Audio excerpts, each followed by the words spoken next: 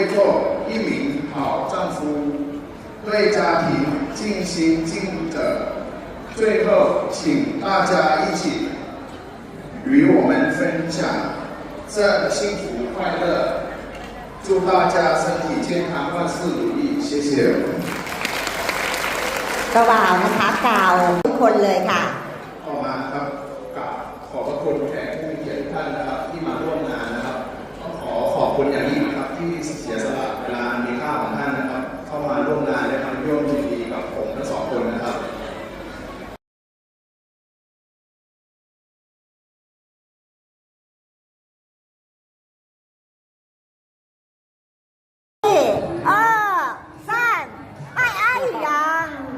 เจ้าสาวนับเบามากเลยอ่ะ